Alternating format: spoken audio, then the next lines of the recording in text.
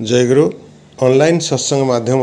आसतु शुणा श्रीजुक्त विश्वनाथ आचार्य भाई पाखर श्री श्री ठाकुर एक कथा आपण एपर्यंत मो चैनल को सब्सक्राइब करना तो प्लीज चैनल को सब्सक्राइब कर दिंतु। वीडियो को लाइक और शेयर करने को भूलु नहीं। वीडियो को पूरा देखु तेबे जाएंगे श्री ठाकुर कथा श्री आचार्य कथा भल भाव बुझी हम। चलतु शुणा। समस्त डेकोरम भितर आम मैंने सत्संगर मधुर चक्र सामिल हो आ जीवन में तांकर अजच्छल दया अजच्छल आशीर्वाद आम मान प्रति आम मैंने प्रातः समय निजको सामिल कर दो एक भगवत सत्ता भितर ताही तो ग्रेटेस्ट अचीवमेंट प्रत्येक मनुष्यर चरम प्राप्ति जितेबले विक्षिप्त मन नहीं कि मनुष्य तार धर्म आचरण करने को जाए दुकान हाथ सौदा परी धर्म को परिपालन करने को चाहे एक आनुष्ठानिक भावधारा भितर धर्म को परिपालन कर समस्त व्यग्रता परिप्रकाश करे। ठीक से धर्म को वास्तव भाव में वास्तवायित करने मनुष्यर मन जगत रे धर्म एक वास्तव बोध को सृष्टि करदेवा प्रत्येक जुग रे जुग पुरुषोत्तम माने आसी था।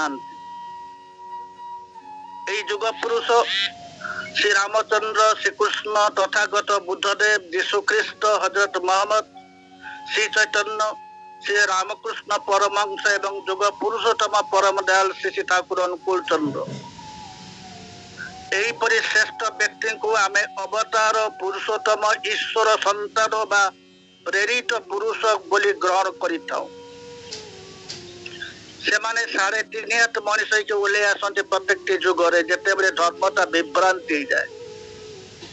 मनुष्य धर्मर गुड़ा पाखर निजको अपसरी निए धर्मर वास्तव रूप एक मनुष्य पाखरे विकृति हो जाए। ठीक से समय से माने धरावतन करते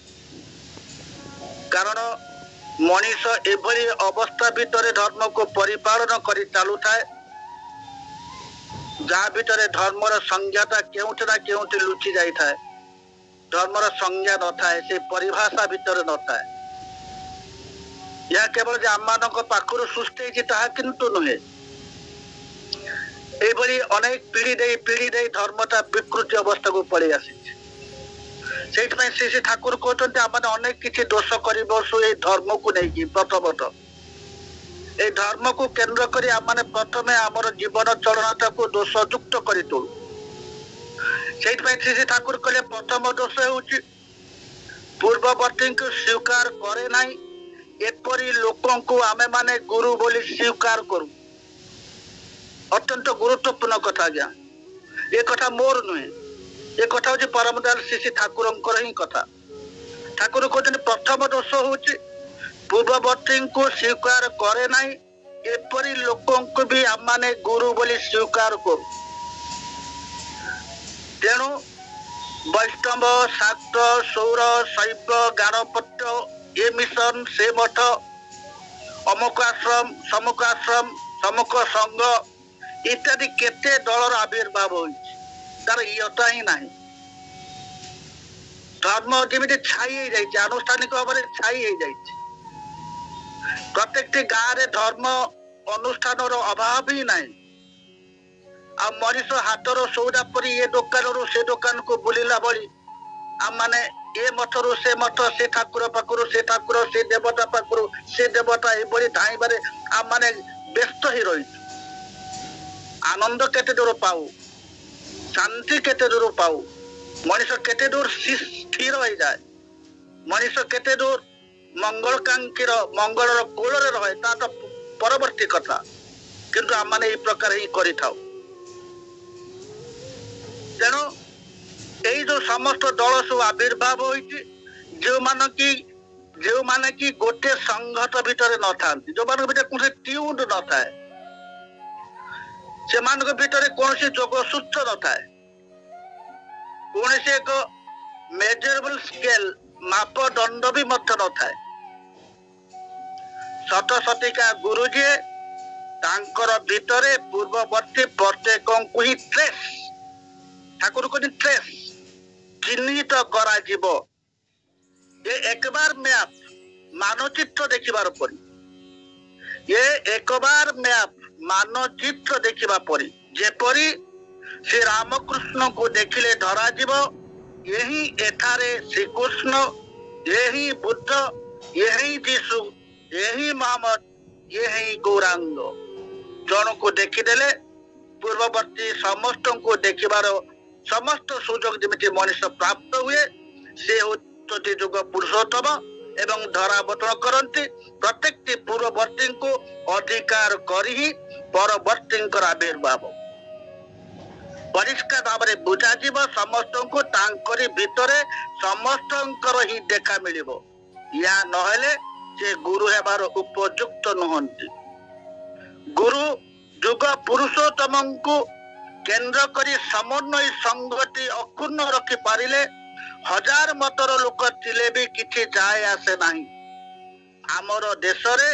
ଶ୍ରୀକୃଷ୍ଣ ବା ସେହି ଜାତୀୟ ମହାପୁରୁଷଙ୍କୁ ନ ମାନି ଅସ୍ୱୀକାର ବା ଅପମାନ କରିବି ମଣିଷ ଗୁରୁ ଆସନରେ ବସିପାରେ। ଏହାର ଠାରୁ ଦୁରାବସ୍ଥା ଆଉ କଣ ହୋଇପାରେ? ଆଲୋଚନା ପ୍ରସଙ୍ଗ ପ୍ରଥମ ଖଣ୍ଡ 7/9/1940 ମସିହାରେ ଠାକୁର এই কথা ହିଁ ଆଲୋଚନା ତୋଳି ଧରିଥିଲେ। ଆଜି ବାସ୍ତବ ଭାବରେ କାରଣ ଆଜି ବିଷୟବସ୍ତୁ ରଖାଯାଇଛି ଆଚାର୍ଯ୍ୟ ପରମ୍ପରା। এই ଆଚାର୍ଯ୍ୟ ପରମ୍ପରାକୁ ଆଲୋଚନା କରିବା ପୂର୍ବରୁ ପ୍ରଥମେ ବୁଝି ନେବାକୁ ହୁଏ ଯେ ଆଚାର୍ଯ୍ୟ ପରମ୍ପରା ସୃଷ୍ଟି କରିବାର ଯୋଗ୍ୟତା ବା ଦକ୍ଷତା ବା ଅଧିକାର ପ୍ରାପ୍ତ କିଏ? ସେ ହେଉଛନ୍ତି ଯୁଗ ପୁରୁଷୋତ୍ତମ ପରମ ଦୟାଲ ଶ୍ରୀ ଶ୍ରୀ ଠାକୁର ଅନୁକୂଳ ଚନ୍ଦ୍ର। ପ୍ରତ୍ୟେକଟି ଯୁଗରେ ଯୋଉ ପୁରୁଷୋତ୍ତମ ଆସନ୍ତି ସେମାନେ କେଉଁଠି ନା କେଉଁଠି ଏକ ଆଚାର୍ଯ୍ୟ ପରମ୍ପରା ସୃଷ୍ଟି କରିବାର ପ୍ରୟାସ ହିଁ କରନ୍ତି। ହୁଏତ ତାହା ଦୀର୍ଘସୂତ୍ରୀ ହେଇ ନପାରେ, କିନ୍ତୁ ସେମାନଙ୍କ ଭିତରେ ଆଚାର୍ଯ୍ୟ ପରମ୍ପରାର ମାନସିକତା ଥାଏ। ପ୍ରଭୁ ରାମଚନ୍ଦ୍ରଙ୍କ ପରେ ତାଙ୍କର ଶ୍ରେଷ୍ଠ ଭକ୍ତ ହନୁମାନଙ୍କୁ ଯେଭଳି ଭାବରେ ଆମମାନେ ଆଖି ଆଗରେ ରଖି ପ୍ରଭୁ ରାମଚନ୍ଦ୍ରଙ୍କୁ ଅନୁଭବ କରିପାରୁ, ଉପଭୋଗ କରିପାରୁ, ଠିକ ସେହିପରି ପରମ ଦୟାଲ ଶ୍ରୀ ଶ୍ରୀ ଠାକୁର ଅନୁକୂଳ ଚନ୍ଦ୍ର ଅଜସ୍ର ଦୟା ମାନଙ୍କ ପ୍ରତି ସେ ଏକ ସୁନ୍ଦର ଆଚାର୍ଯ୍ୟ ପରମ୍ପରା ମାନଙ୍କ ନିକଟରେ ତୋଳି ଧରିଛନ୍ତି। ଆଉ ବ୍ୟକ୍ତିଗତ ଭାବରେ 70 ଦଶକରେ ମୋର ଦୀକ୍ଷା ହୁଏ। 47 ବର୍ଷ ପ୍ରାୟତଃ ସମ୍ପୂର୍ଣ୍ଣ ହେବାକୁ ବସିଛି ମୋର ଦୀକ୍ଷା। এই ଆଚାର୍ଯ୍ୟ ପରମ୍ପରାର ପର୍ଯ୍ୟାୟ କ୍ରମେ ମୁଁ ଦେଖିଛି ଯୁଗାଚାର୍ଯ୍ୟ ପରମ ପୂଜ୍ୟ ପାଠ ଶ୍ରୀ ଶ୍ରୀ ବଦ୍ଦାଙ୍କୁ ସାନ୍ନିଧ୍ୟ ଲାଭ କରିଛି ପରମ ପୂଜ୍ୟ ପାଠ ଶ୍ରୀ ଶ୍ରୀ ଦାଦାଙ୍କର। ଅଧୁନା ପରମ ପୂଜ୍ୟ ପାଠ ଶ୍ରୀ ଶ୍ରୀ ଆଚାର୍ଯ୍ୟ ଦେବଙ୍କର ଏବଂ ପୂଜ୍ୟ ପାଠ ଅବିନ୍ଦା ପୂଜନୀୟ ବିଙ୍କି ବାବୁ ଠାକୁର ପରିବାର ସମସ୍ତଙ୍କର ଏକ ସଂଘ ଲାଭ କରିବାର ଏକ ଅପୂର୍ବ ସୁଯୋଗ ମାନେ ସମସ୍ତେ ପ୍ରାପ୍ତ ହେଇଛି। ଏବଂ এই ଆଚାର୍ଯ୍ୟ ପରମ୍ପରା ଭିତରେ ଦେଇ ଆମମାନେ ନିଜକୁ ସୁସଂଗଠିତ, ସୁନିୟନ୍ତ୍ରିତ ଆଉ ସୁଶୃଙ୍ଖଳିତ ହବାର ଏକ ସୁବର୍ଣ୍ଣ ସୁଯୋଗ ମଧ୍ୟ ଲାଭ କରୁ। ଯଦି ଆଚାର୍ଯ୍ୟ ପରମ୍ପରା ନଥାନ୍ତା ତାହେଲେ ଆମମାନେ କେବେଲେ ଏକା ଜାଗାରେ ବାନ୍ଧି ହେଇକି ରହିପାରି ନଥାନ୍ତୁ। ଝରା ବୁନ୍ଦି ଭଳି ଆମମାନେ ସବୁ ପାଗ ହେଇକି ସମସ୍ତଙ୍କ ପାଖରୁ ଆମେ ବିଚ୍ୟୁତ ହେଇଯାଇଥାଉ। ଏକ ବୁନ୍ଦି ବାନ୍ଧିବାକୁ ହେଲେ ତାର ଏକ ନିର୍ଦ୍ଦିଷ୍ଟ ପାଗ ଭିତରେ ତାକୁ ଯଦି ନ କରାଯାଏ ତାହେଲେ ତାହା ଝରା ବୁନ୍ଦିରେ ରୂପାନ୍ତରିତ ହେଇଯାଏ। ଠିକ ସେହିପରି ଆଚାର୍ଯ୍ୟ ପରମ୍ପରା ଆମମାନଙ୍କୁ ବାନ୍ଧି ରଖିବାର ଏକ ସୁବର୍ଣ୍ଣ ସୁଯୋଗ ଲାଭ ଦେଇଛି। ସେଇଥିପାଇଁ ତ ଆପଣ ମାନଙ୍କର ଏ ସଂଘ ସହଚର୍ଯ୍ୟ ଲାଭ କରିବାର ଏକ ଅପୂର୍ବ ସୁଯୋଗ ମତେ ମିଳିଛି ଆଜିର ପ୍ରାତଃ ସତ୍ସଙ୍ଗର ମଧୁଚକ୍ର। ସର୍ବାଗ୍ରେ ମୋର ଅତ୍ୟନ୍ତ ଆପଣାର ସମ୍ମାନୀୟ ପରମ ଶ୍ରଦ୍ଧେୟ ପଞ୍ଚମ ସାହୁ ଭାଇଙ୍କର ତାଙ୍କର ଏକ ପ୍ରକାର ଭଲ ପାଇବା ରହିଛି ଏବଂ ପ୍ରତ୍ୟେକ ଦିନ ହିଁ କୌଣସି ନା କୌଣସି ଅବସ୍ଥା ଭିତରେ ମାନଙ୍କର ସମ୍ପର୍କ ରହିଥାଏ। ଯଦିଓ ଫିଜିକାଲି ତାଙ୍କୁ ଆମ ମାନଙ୍କ ଭିତରେ କୌଣସି ମୋ ଭିତରେ ମିଳନ ହେଇନାହିଁ ବା ଦେଖା ସାକ୍ଷାତ ହେଇନାହିଁ, କିନ୍ତୁ ମାନସିକ ଜଗତରେ ଆମମାନେ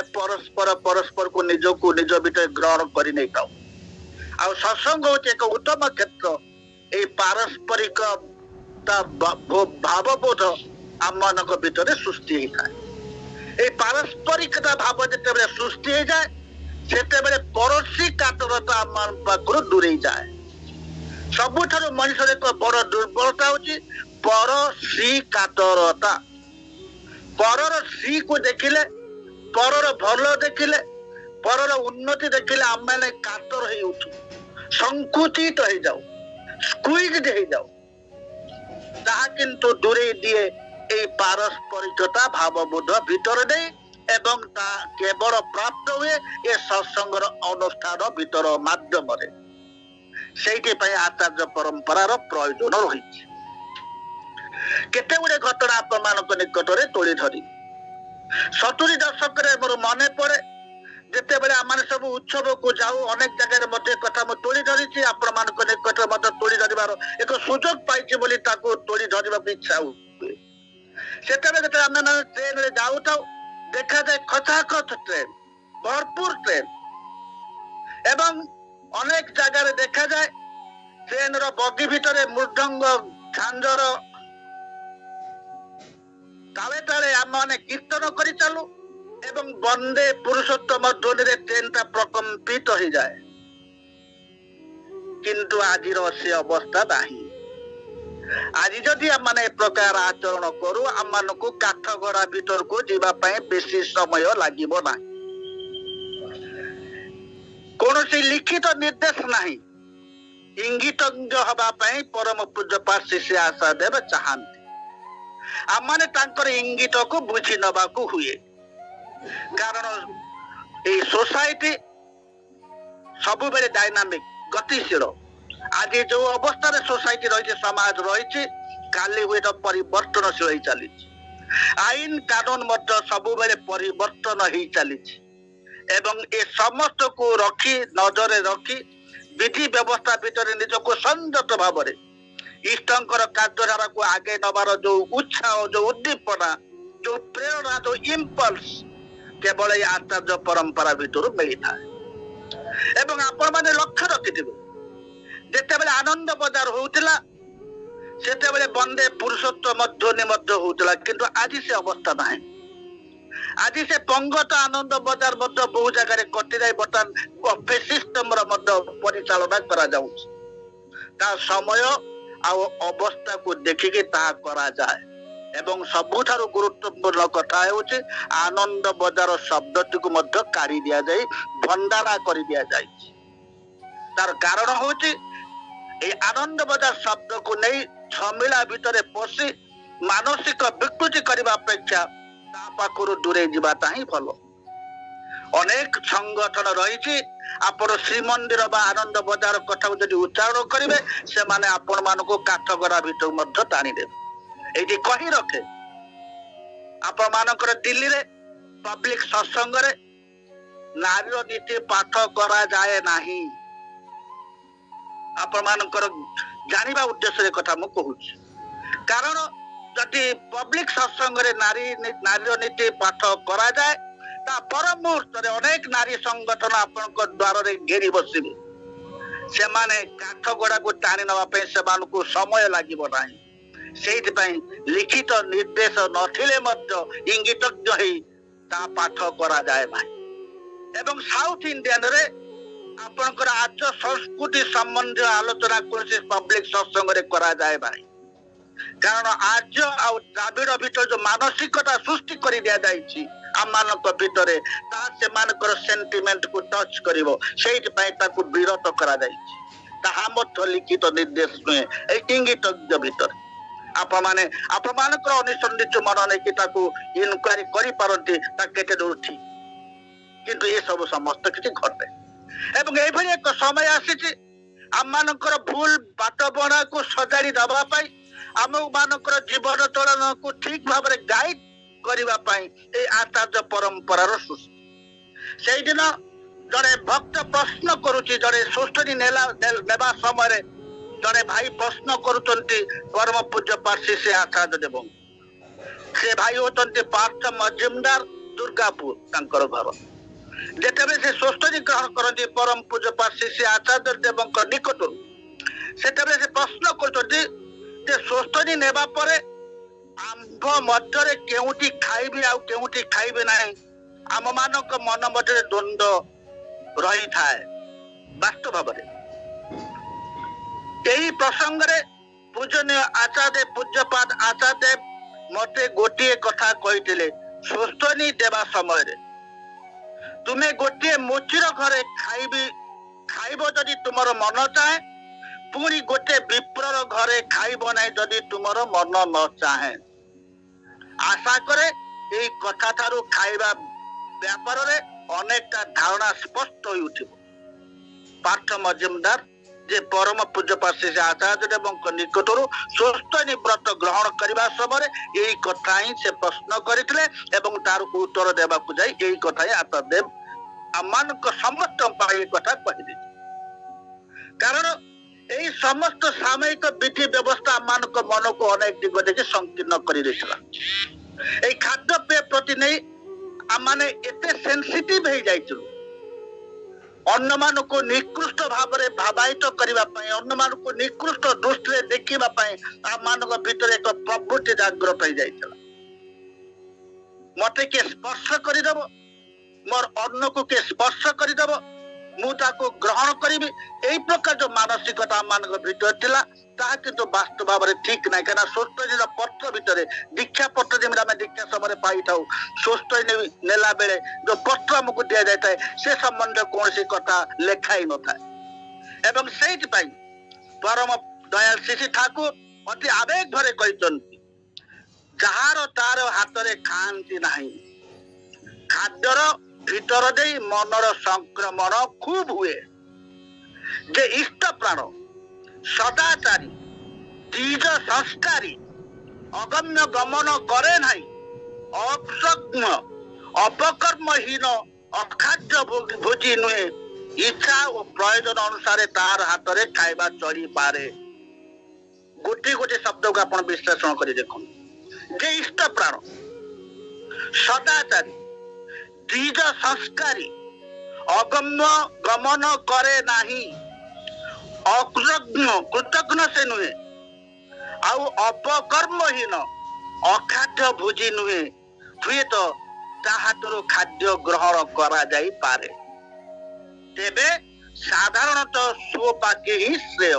आलोचना प्रसंग अष्टम खंड पृष्ठा 269 आ भीतर जदि आमे मापी देखू आमे एभली एक मनीष पाइबू नाही जने विप्र हुए तो असदाचारी आज मोर निजर अनुभूतिर कथा मु देखी मोर एबे गोटे सत्संग गला मोर नातुणी है तार 21 उपलक्ष्य मो सत्संग कली परम पूज्य पार्षद आचार्य एवं आशीर्वाद प्राप्त ही तार नामकरण आसला एवं एक तारीख मत लेखा से समय उत्सव थिला अक्टोबर मासरे अक्टोबर 25 तारीख एक निर्दिष्ट दिन तारीख मत परम पूज्य पार्षद आचार्य आशीर्वाद प्राप्त हुए एक सत्संग करी अनेक गुरु भाई समावेश होता अनेक कर्मी मान समावेश होता एवं निजर आत्मीय स्वजन मान योगदान करते देखागला परवर्ती अवस्था जो मुझे वीडियो रेकर्डिंग देखे जे मुख्य पुरोहित जे मुख्य रोष पूजारी जे विप्र से गोटे कोण बसिक मद्यपान करुले कहतु तो आम तो कौन से प्रश्न कले ना तार रांधि अन्न को तो सुंदर भाव ग्रहण कर कारण आम मानकर बद्र धारणा था जड़े विप्र हाथ खाइबा हुए देखा जाऊला से समय से अनेक प्रकार रंग बेरंगर रिबन सब काटिकी लगे दिया नाली नेली हलदी हो पारे कि आज से अवस्था ना आज माइक डिक्लेयर करा जाऊ ना कि विप्र वर्ण आस अन्न परिवेशन कर ए प्रकार अवस्था ना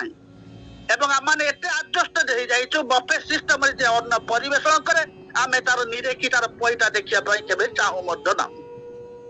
कारण जो समय जो भाव में चलवा दरकार तांकर इंगित को बुझी नवा इंगितज्ञ हवा कारण कौन सी झमेला भितर प्रवेश कर इष्ट कार्य धारा व्याहत करू परम पूज्य पार्षद से आचार्य चाहती ना से तो आम मैंने आज आनंद सुस्ति भितर रही वास्तव कर्मधारा को निजर जीवन चर्चा भितर परिपालन करिवार जो संभव्यता जो सार्थकता आम मान भितर सृष्टि केवल आचार्य परंपरा भितर যদি আচার্য পরম্পরা নথান্তা তাহলে ଆମେ যে কিভাবে ভাବରେ এই ঝরা বুন্দি ভଳି ଗୋଟି ଗୋଟି এই সব বিন্তি দেই যাইতান্তু তার ইয়টা ମଧ୍ୟ নাই ভাবিলে ভয় ହେଇଯାଏ আশঙ্কাগ্রস্ত ହେଇଯାଏ মনটা অজস্র দয়া ସେ ଆଚାର୍ଯ୍ୟ ପରମ୍ପରା ସୃଷ୍ଟି କରି ଯାଇଛନ୍ତି। ଏଇ ଗତ ବୁଧବାର ଦିନ ମୁଁ ଆଶ୍ରମରୁ ଫେରିଛି। ଏକ ସୁନ୍ଦର ଯାତ୍ରା ଥିଲା ଆଶ୍ରମର ଅନେକ ଗୁରୁ ଭାଇ ମାନେ ଯାଇଥିଲୁ। ମାନେ ପ୍ରଥମ ପହିଲି ବୈଶାଖୀ 14 ତାରିଖ ପରମ ଦୟାଲ ଶ୍ରୀ ଶ୍ରୀ ଠାକୁର ପରବରାଚାର୍ଯ୍ୟ ଜଗଜନ ଶ୍ରୀ ଶ୍ରୀ ଲକ୍ଷ୍ମୀମା ଯୁଗାଚାର୍ଯ୍ୟ ପରମ ପୂଜ୍ୟପା ଶ୍ରୀ ଶ୍ରୀ ବଦାଙ୍କୁ ପ୍ରଣାମ କରି परम पूज्य श्री श्री आचार्य बड़ बौराणी बड़ पूजनीय बड़ बौरी एवं ठाकुर परिवार प्राय समस्त प्रणाम कर एक सुवर्ण सुजोग लाभ कर देखा जाए जिते बड़े नाट मंडप आसी परम पूज्य श्री आचार्य बसंती फिलांथ्रोपीर गोटे सेकेंड पार्टी केबे बंद न था सदा सर्वदा से आलाप आलोचना रत भितर था घंटा घंटा धरी प्रश्नबद्ध कर भुवनेश्वर उत्सव प्रश्न कर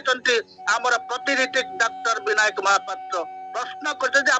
कथा कहते आपन कष्ट हुए ना तार उत्तर देवाक जाए परम पूज्य श्री श्री आचार्य कहते जड़े जाजन कर आनंद पाए जड़े गीत लेखिकी आनंद पाए जड़े गीत गायिकी आनंद पाए जड़े जजन कर आनंद पाए ठीक से भली जे जो भाव में परम पिता को आनंद उपभोग करे मत के आनंद लगे आपण मान सहित आलोचना भितर श्रीमुखर आशी वचन जे आपण मान सहित आलाप आलोचना कर एक गभीर आनंद मो पाए से तो प्रत्येक समय परम दयाल श्री ठाकुर मो पाखरे ही था जो बसी थाए से मो पाखरे ही था मोर शज्जार उपरे मध्य से थांती मोर शज्जार उपरे मध्य से थान एपरिकी मोर शौचालय मध्य से थान जेते बेले मो शौचालय को जाए से से मो पाखरे थान से चाहते आशा करते आम जीवन में परम दयाल जमी सदा सर्वदा आम जीवन भितर रही था से प्रकार आशा कर एवं तांकर आशा आकांक्षा को परिपूर्ण करिबार एक आवेग आम भितर रही कारण भल पाइबाटा रही आम भाव जगत भितर आम मानसिकता भितर कौटी ना कौटी आनंद देवार एक अभिलाष आम भितर रही तो हजार हजार संख्यार लोक लाइन लगे प्रणाम करे कहीं कौन का बाध्य करे यही खरा तरारे हजार हजार संख्यार लोक माने लाइन लगे प्रणाम करने सबुठ गुरुत्वपूर्ण कथा हूँ पूजनीय बड़ बौराणी पाखे से संख्यार अनेक माँ भाई माने लाइन लगे जमी मन होता से आश्रम गोदाम घर टी उन्मुक्त हो जाता पहली बैशाखी समस्त को उपढौकन दे तृप्ति लाभ कर तृप्ति प्रदान कर पूजनीय बड़ बौराणी केते जिनिस बंटा है तार इटा ही ना ये अकिंचन से लाइन भीतर जाए किसी जिनिस प्राप्त ये हूँ आचार्य परंपरा तेणु वास्तव दिगरे मुझे कौन तत्व भित्तिक आलोचना रखिपारे ना कौन बाणी भित्तिक आलोचना रखिपारे ना से प्रकार दक्षता मो भीतर ना से प्रकार मनीषटे मो कस्मिन काले नुहे जहाँ निजे अनुभव कर निजर अनुभव भीतर आसी जहाँ मोर जीवन चलना को नियंत्रित कर एक आपणता मो भीतर सृष्टि कर निकट में तोड़ी धरुची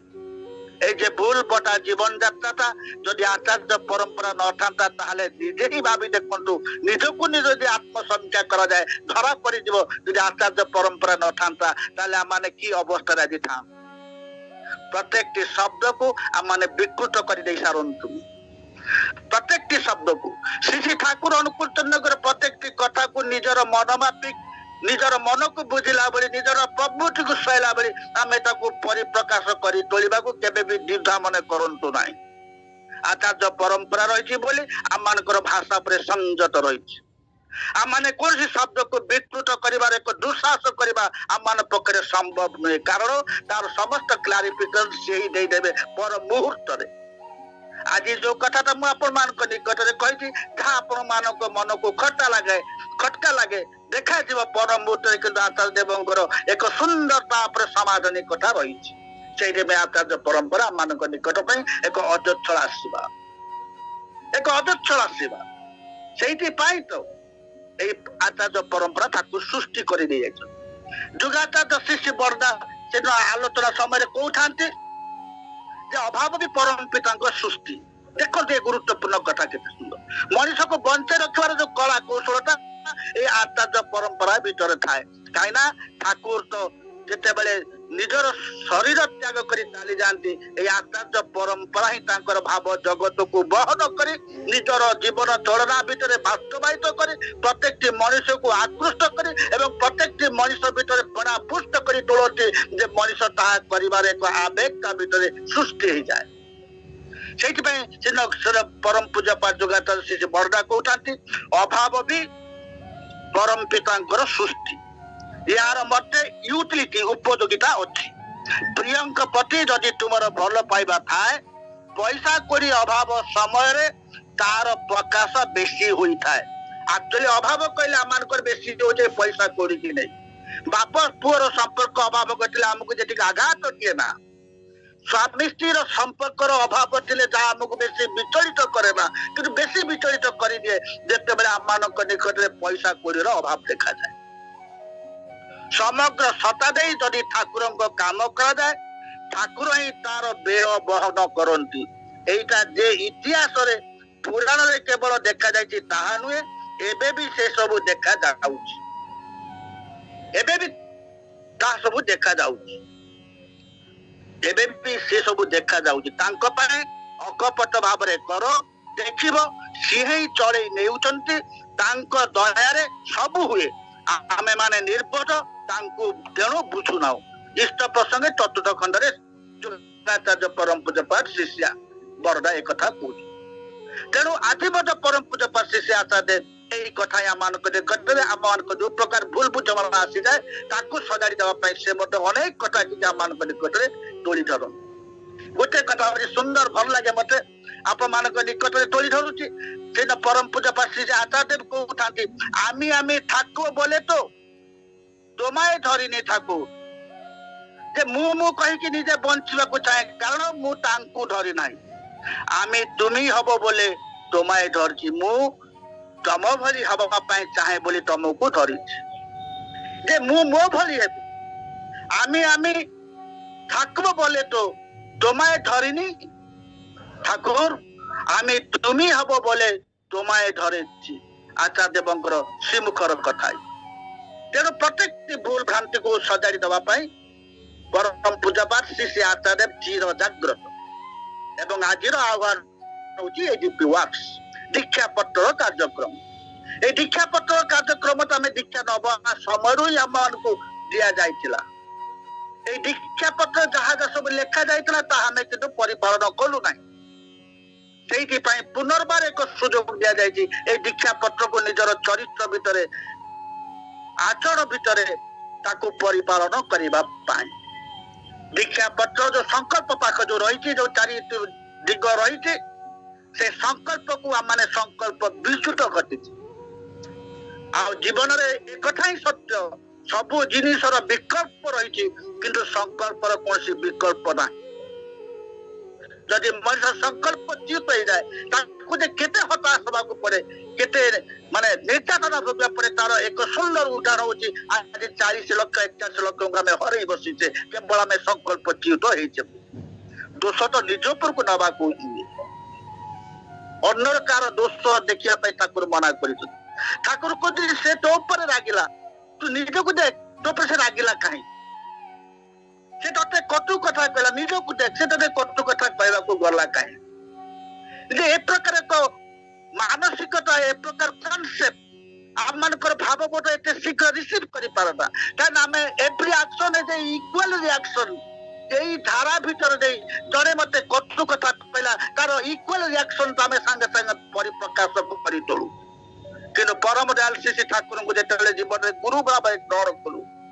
एवं किसी आवेग आम भीतर सृष्टि है धारा भीतर निज प्रतिपालित करी परिचालना करी निर्देशित प्रशस्त पथरे निज को चलबार एक इष्ट प्राणता एक मानसिक जगत जिते बड़े मोर प्रस्तुत होता ଦେଖାଗଲା ମୋର ଚଳନା, ମୋର ବୋଧନା, ମୋର ମାନସିକ ଅବସ୍ଥା, ମୋର ଆଧ୍ୟାତ୍ମିକ ଜଗତଟା କେତେ ବିଭ୍ରାନ୍ତି ବିକୃତ ହେଇଥିଲା ତାହା ସ୍ପଷ୍ଟ ଭାବରେ ଧରା ପଡିଗଲା। ସେଇଥିପାଇଁ ତା ଆଚାର୍ଯ୍ୟ ପରମ୍ପରା ଏକାନ୍ତ ବିଶେଷ ଆଜ୍ଞା କିଛି କହିବି ନାହିଁ। ଜଣେ ବକ୍ତା କେବେ ବି ନୁହେଁ, ଏଇ ନିଜର ଅନୁଭବ କଥା କିଛି ତୁଳି ଧରିଲେ ଆପଣମାନଙ୍କ ନିକଟରେ। ସବୁଠାରୁ ଗୁରୁତ୍ୱପୂର୍ଣ୍ଣ କଥା ହଉଛି ଆଜି ମୁଖ୍ୟ ପରିଚାଳକ ସମ୍ମାନୀୟ ଶ୍ରୀଯୁକ୍ତ ଉଗ୍ରେଶ୍ୱର ବାରିକ ସହପ୍ରତିନିଧି ଏବଂ ପଞ୍ଚମ ସାହୁ ଭାଇ ଯେ ମତେ ଆଜି ଏ ସୁଯୋଗ ଦେଇଛନ୍ତି ଆପଣମାନଙ୍କର ସଙ୍ଗ ଲାଭ କରିବାରେ। କୌଣସି କହିବାର ଉଦ୍ଦେଶ୍ୟ ନେଇ ମୁଁ ଆସିନାହିଁ। ଆଚାର୍ଯ୍ୟ ପରମ୍ପରାର କଥା ସେ ନିଜେ ହିଁ ରଖିଛନ୍ତି ଆଜିର ବିଷୟବସ୍ତୁ। ଏ ଆଚାର୍ଯ୍ୟ ପରମ୍ପରା ବିଷୟକୁ ନେଇ ଯେ ନିଜେ କେତେ ସଜାଡି ହେଇଯାଇଛି, ଯେ ନିଜକୁ ଆମେ କେତେ ସଜାଡି ନେଇଛୁ ବା ମୁଁ ବ୍ୟକ୍ତିଗତ ଭାବରେ ନିଜକୁ କେତେ ଦୂର ସେ ଆଚାର୍ଯ୍ୟ ପରମ୍ପରା ସହିତ ନିଜକୁ ଖାପ ଖୁଆଇ କରି ଚାଲିଛି ତାହା କିଛି ମାତ୍ରାରେ ଆପଣମାନଙ୍କ ନିକଟରେ ତୋଳି ଧରି। ସବୁଠାରୁ ଗୁରୁତ୍ୱପୂର୍ଣ୍ଣ କଥା ହଉଛି ଆଚାର୍ଯ୍ୟ ପରମ୍ପରା ନଥିଲେ ଏଇ ଝରା ବୁନ୍ଦି ଭଳି ଆମମାନେ ସମସ୍ତେ ବିକ୍ଷିପ୍ତ ହେଇକି କେହି ଯେ କେଉଁଠାରେ ପଡିଥାନ୍ତେ ତାର ଇହତା ମଧ୍ୟ ନଥାନ୍ତା। ସବୁଠାରୁ ଭଲ ଲାଗିଲା ଆପଣମାନଙ୍କର ପାଠ ସତ୍ସଙ୍ଗର ମଧୁଚକ୍ରରେ ନିଜକୁ ସାମିଲ କରି ମୋର ଜଣେ ଅତ୍ୟନ୍ତ ଘନିଷ୍ଠ ବନ୍ଧୁ ଏବଂ ଏକ ପ୍ରକାର ଜଣେ ଗୁରୁ ଭ୍ରାତା ଶ୍ରୀଯୁକ୍ତ ଶରତ ନାୟକ ସୁଦୂର ନୋଇଡାରୁ ମଧ୍ୟ ଯୋଗଦାନ କରିଛନ୍ତି। ଦେଖୁଥିଲି ନୋଇଡାରେ ମଧ୍ୟ ସେ ଆମମାନଙ୍କ ସହିତ ମିଶିଛନ୍ତି। ତାଙ୍କର ଇଷ୍ଟିପୂତ ଜୀବନ କାମନା କରେ। ସର୍ବୋପରି ଆପଣମାନଙ୍କର ସୁଦୀର୍ଘ ନିରାମୟ ଜୀବନ,